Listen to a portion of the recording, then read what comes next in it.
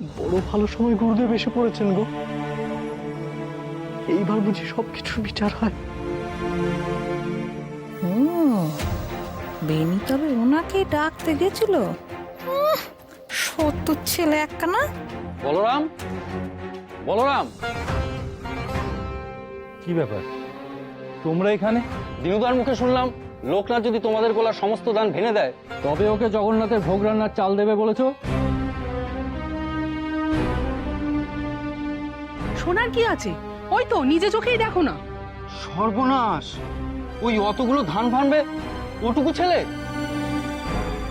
মা, ও একা কেন? ওর মা তো সাথে আছে। ছি ছি, তোমাদের মনে কি এতটুকু দয়া মায়া নেই বলরাম দাদা? নিজেদের গোলার সারা বছরে ধান ভাঙতে দিয়েছো ওদের। আমাদের বলতে পারতে, আমরাই নয় তোমাকে সাহায্য করতাম। সদ্য যে ছেলে গায়ে পা দিয়েছে তাকে দিয়ে এরকম হাড় ভাঙা পরিশ্রম করার ওর মানে কি? সে তো তোমার ছেলেরই মতো নাকি? ছাড়ো, ওসব বলে ওদের কিছু হবে না। চলো আমরাই বলুন লোকনাথকে সাহায্য করি। ভগবানের প্রসাদের জন্য এতটুকু পরিশ্রম করতে পারবো না? না না, তোমরা হাত লাগিও না গো। এই কাজ যে সাবিত্রী কাকি আমাদের পরিবারকে করতে দিয়েছে গো। তোমরা হাত লাগালে যে সাবিত্রী কাকি আমাদেরকে চাল দেবে না বলেছে।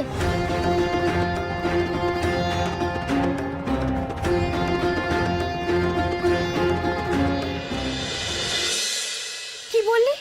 ওই অতগুলো ধান না ভাঙলে চাল পাওয়া যাবে না? একা মা আর লোকনাথকে পুরো গোলার ধান ভাঙতে হবে?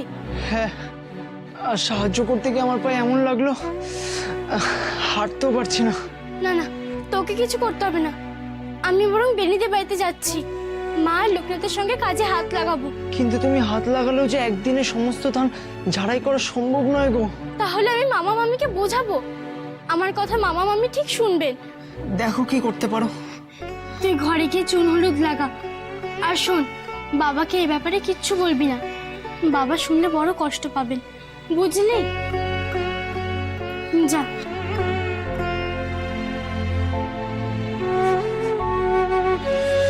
এইটুকু ছেলেকে দিয়ে এই সব করা তো তোমার এতটুকু বাঁধছে না? তা আমি তো আর জোর করে ওকে দিয়ে কাজ করাচ্ছি না বাপু।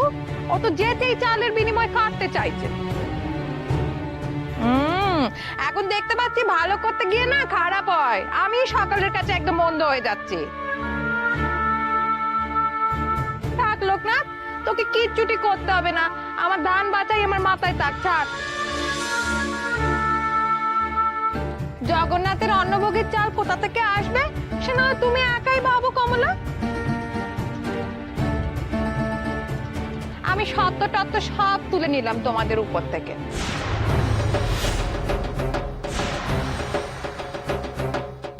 ওগো, তুমি যাও, সব বস্তা তুলে গোলার মুখ একেবারে বন্ধ করে দাও। ঘাট হয়েছে গো আমার। বাড়ি বয়ে এসে লোকে আমাকে কথা শোনাবে, সে আমি সহ্য করতে পারবো না।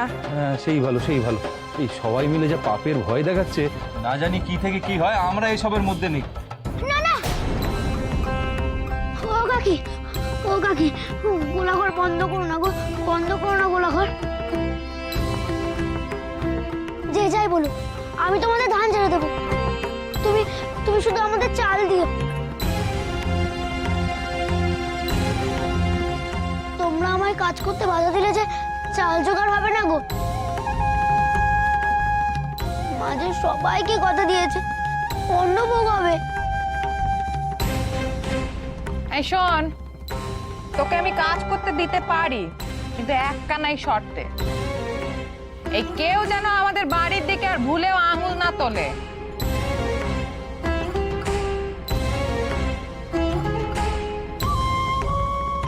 তুমি তো বলো গুরুদেব, কষ্ট করলে কেষ্ট মেল। আমি তো ঠাকুরের অন্নভোগের জন্যই এত কষ্ট করছি। এও তো এক রকমের সাধনা, বলো গুরুদেব। কিন্তু লোকনাথ, কারোর অন্যায়ভাবে চাপিয়ে দেওয়া কাজ তুই কেন? আমি তো স্বেচ্ছায় করছি গুরুদেব। এইটুকুনি কষ্ট করার অনুমতি দাও আমায়। আমি তোকে অনুমতি দেবার কে লোকনাথ? তুই তো আমি আসার আগেই এই শর্তে রাজি হয়ে গেছি। তাই আমার আর কিছু বলার নেই। তবে তোর কাজের মহৎ উদ্দেশ্য নিয়ে আমার মনে যে কোনো সংশয় নেই সেটা আমি নিঃসন্দেহে বলতে পারি। মায়ের কথা রাখতেই তোকে আজকে এত ধকল স্বীকার করতে হচ্ছে লোকনাথ। তুই পারবি তো বাবা?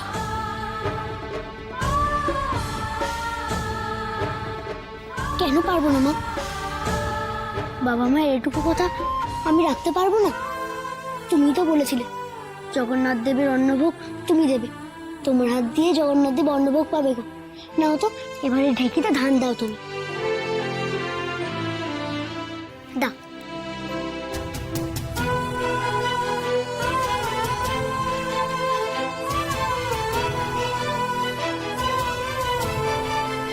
লোকনাথ, আমিও তোর কাজে হাত লাগাচ্ছি।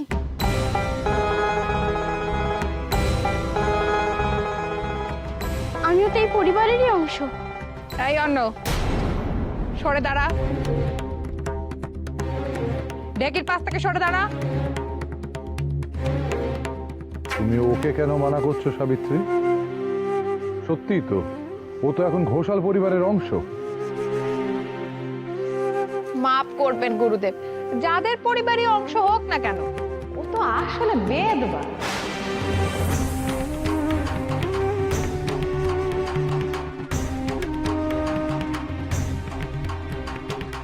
আর বেদবার গোলার দান না চোয়াই ভালো, তাতে চালে চিতে পড়ে যায়।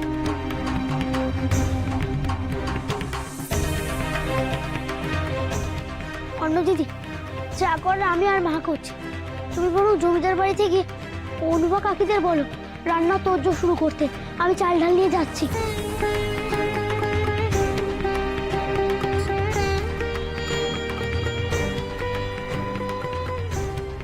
আমায় ঘাটতে দেখে তোমার কষ্ট হচ্ছে, তাই তুমি অনুরোধ করছি তুমি এখান থেকে চলে যাও।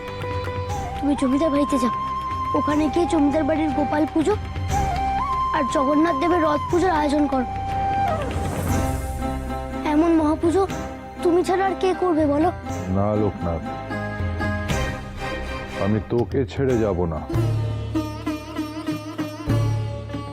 অন্নভোগ বিনা তো জগন্নাথ দেবের পুজো হবে না।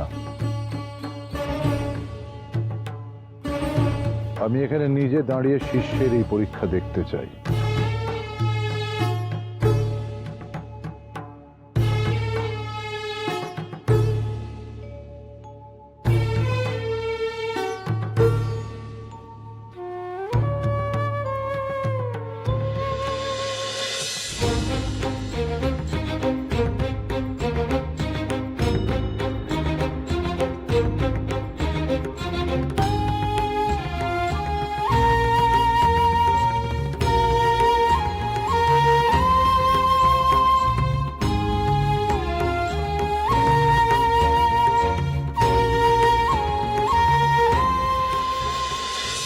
কিরে শিব, তুই তুই একা এলি?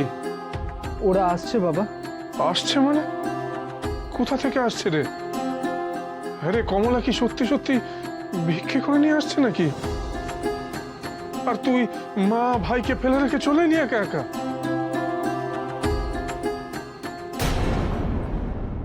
এই তোর তোর পায়ে কি হয়েছে?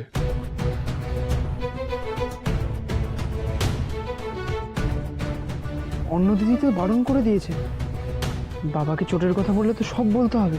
জগন্নাথের দিব্য শিব, আমায় বল কি হয়েছে? কি লুকোচ্ছিস তুই?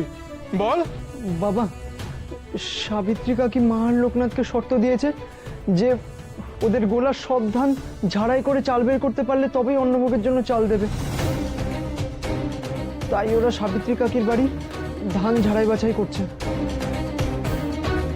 শুধু লোকনাথ আর আমাদের পরিবারের কেউ এই কাজ করতে পারবে বলে শর্ত দিয়েছে সাবিত্রী কাকি। বাইরের আর কেউ সাহায্য করতে পারবে না। তাই আমিও হাত লাগিয়েছিলাম কাজে, কিন্তু চোট পেয়ে আবার ফিরে আসলাম। ঈশ্বর, ঈশ্বরে তো অসম্ভব শর্ত। ওরা ওরা কি করে পারবে একা এই কাজ করতে?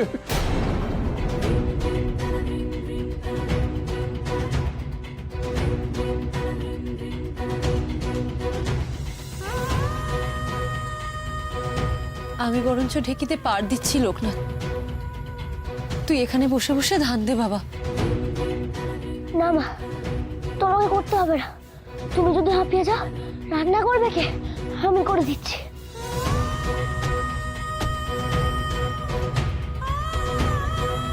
কিন্তু এত আস্তে পার দিলে যে বাবা একবেলার মধ্যে ধান ভাঙা শেষ করতে পারবি না। না না, এই দেখো না, আমি আমি আরো জোরে জোরে পার দিচ্ছি।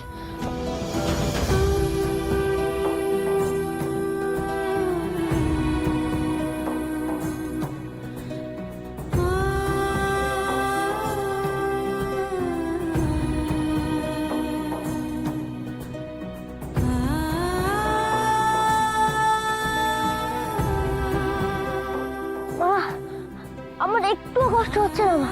ঘামে ভিজে স্নান করে গেছিস লোকনাথ, তোর যে কষ্ট হচ্ছে না সেটা কি মুখে বলে বোঝাতে হবে?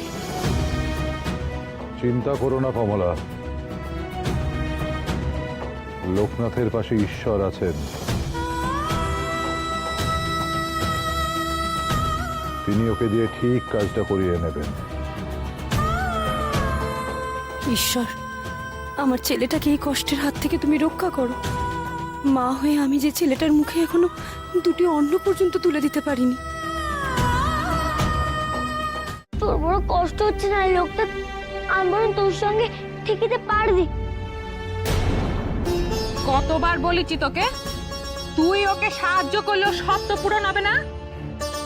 তুই কি চাস লোকনাথ এইখান থেকে এক মুঠিও চাল না নিয়ে ফিরে যাক? তবে এখানে চুপ করে দাঁড়াবি।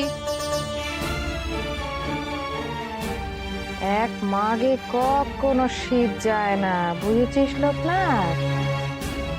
দুটো বছর বেনিকে আমার কোল চারা করার সাজা কি তোকে পেতে হবে না?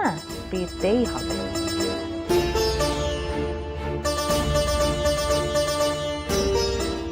লোকনাথ, তুমি আজ প্রমাণ করে দিলে এই গাঁ তোমার কাছে কতখানি। গাঁ ছেড়ে চলে গেলেও তুমি প্রমাণ করে দিলে এই গাঁয়ের লোকগুলো, মানুষগুলো তোমার কাছে কতখানি। না হলে এইটুকু ছেলে হয়ে এই পাহাড় প্রমাণ কাজের ভার তুমি নিজের কাঁধে নাও।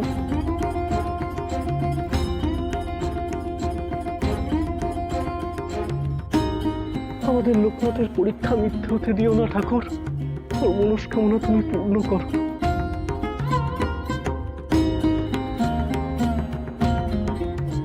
লোকনাথ, তুই একটা কাজ কর না, তুই নন্দগোপালকে ডাক। নন্দগোপাল এসে তোর কাজ এক নিমিষে করে দেবে রে। আর তোকে খাটতে হবে না। না রে বেনি, সেটা যার ভাগের কাজ সেটা তাকেই করতে হয়, না হলে যে সে কাজের মূল্য থাকে না রে। আমি যে এত বড় মুখ করে জগন্নাথে পুজোর আয়োজন করতে বললাম, পারবো তো অন্ন ভোগের চাল জোগাড় করতে?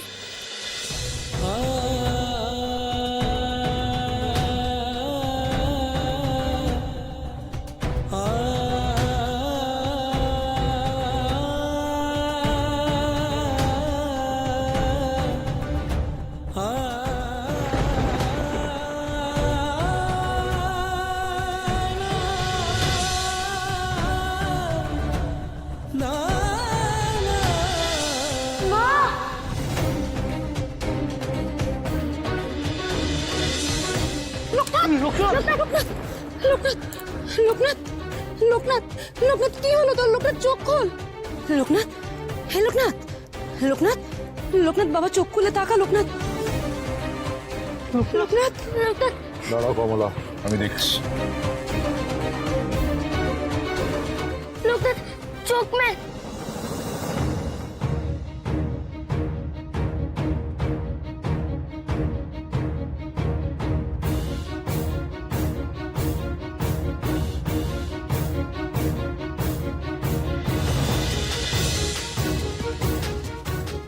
নাড়ির গতি দুর্বল, অত্যাধিক পরিশ্রমে লোকনাথ জ্ঞান হারিয়েছে। হায় রে, এত ধকল কি ওইটুকু বাচ্চা ছেলে সইব?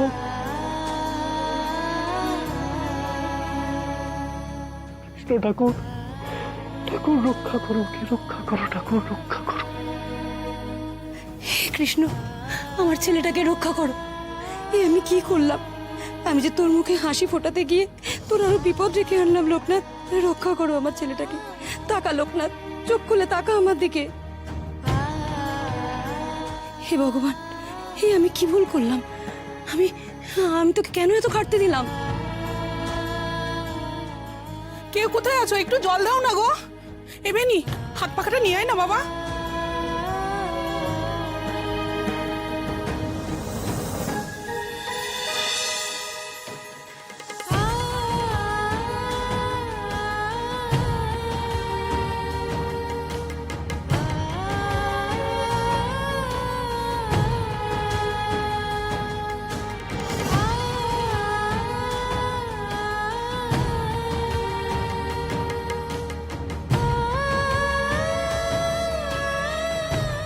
ছি ছি, এরা মানুষ না পিশাচ? এমন করে কেউ বাচ্চা ছেলেকে কষ্ট দেয়?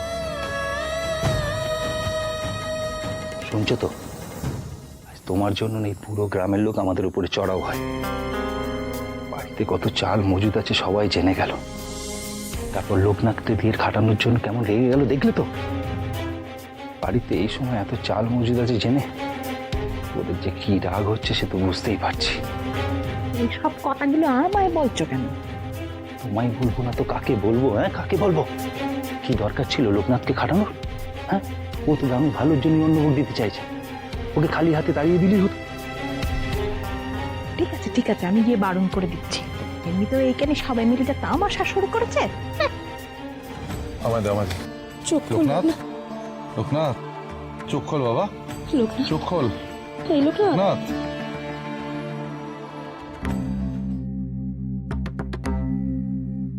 এ কি, আমি এখানে শুয়ে আছি কেন? এখনো তো অনেক ধান ভান বাকি আছে। মা, তুমি আমায় ডাকুনি কেন? তুই যে জ্ঞান হারিয়ে পড়ে গিয়েছিলি বাবা। না না, তোকে কিচ্ছু করতে হবে না। আমি যে পাশানি মা, সেই জন্য নিজের ছেলেটাকে দিয়ে এরকম হাড় ভাঙুনি খাটনি খাটিয়েছি। এ কি বলছো মা? এ তো আমারই কাজ, আমাকেই তো শেষ করতে হবে। থাক, অনেক করেছিস, আর তোর ধান কুটে কাজ নেই। আমি এক্ষুনি তোমার ধান কুটে দিচ্ছি গো। না থাক, অনেক করেছিস। আমি সকলের কাছে ক্ষমা চেয়ে নিচ্ছি গো। তোকে আর তোর মাকে আর কিচ্ছু করতে হবে না। তবে ভোগের কি হবে মা? জীব দিয়েছেন যিনি, অন্ন দেবেন তিনি। তুই দেখিস, ঈশ্বর ঠিক কিছু না কিছু একটা ব্যবস্থা করবেন বাবা। তিনি মানুষের মুখে অন্ন যোগাবে, আর আমরা তাকে দুটো অন্ন ভোগ দিতে পারবো না। সে কি করে হয় মা? তুই যখন আমাদের জন্য এতই ভাবিস লোকনাথ, তখন আমরাই বা কি করে তোর এই খাটনি দেখে হাত পা গুটিয়ে রাখি বল? চল, সবাই মিলে হাত লাগালে কাজটা তাড়াতাড়ি উঠে যাবে। তোমরা তো জানো আমি কাকে কি কথা দিয়েছি। এই কাজ আমি আমার পরিবার ছাড়া কেউ করবে না। তুই কার কথা শুনবি না তো? বেশ, তোর আমি নন্দগোপালকে রাখছি, তিনিই তোকে সাহায্য করবেন। ওরে, গোপালও তো গোপালক ছিলেন। তিনি তো গরু চড়িয়ে বেড়াতেন, তাকেও তো রাখালের কাজ করতে হয়েছে। এই জগৎ সংসারে যার যা কাজ তার নিজেকেই করতে হয় রে। নে, এবার আমাকে আমার কাজটা করতে দে, আর মানা করিস না। সাবধানে লোকনাথ।